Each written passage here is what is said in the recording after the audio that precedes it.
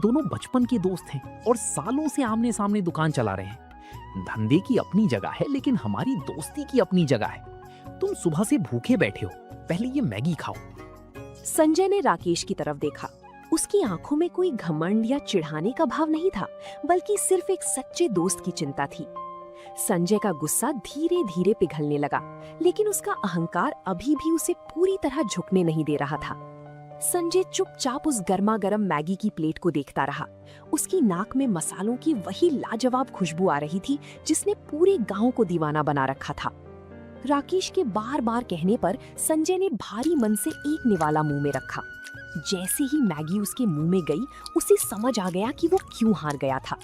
उस स्वाद में सिर्फ मसाले नहीं थे, बल्कि राकेश की मेहनत और ईमानदारी का जादू था। संजय की आंखों में आंसू आ गए। राकेश भाई, मुझे माफ कर दो। मैं कितना अंधा हो गया था। तुम्हारी दुकान चलती देख मेरे मन में इतनी जलन पैदा हो गई कि मैं भूल गया कि तुम मेरे बचपन के दोस्त हो। मैंने तुम्हें नीचा दिखाने के लिए क्या कुछ नहीं किया। अरे संजय भाई, कैसी बातें करते हो? पुरानी बातों को यहीं छोड़ दो। दोस्त हो तुम मेरे। गुस्सा और मुकाबला तो अपनों में ही होता है। दिल छोटा मत करो। नहीं राकेश, आज मुझे समझ आया कि धंधा सिर्फ पैसे और बड़ी दुकान से नहीं चलता। मैं शहर से महंगे सॉस और बर्तनों का तमाशा लेकर आया, लेकिन मेरे दिल में खोट था। तुम्हारी हाथ में वो हुनर और सादगी है जो पैसे से नहीं खरीदी जा सकती।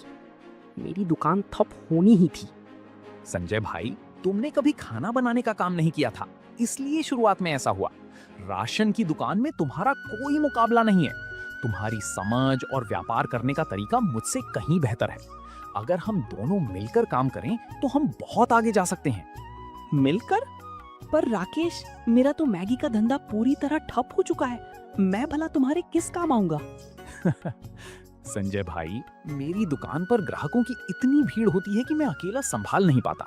सामान लाना, हिसाब किताब रखना और व्यवस्था संभालना मेरे बस की बात नहीं है। अगर तुम मेरा साथ दो तो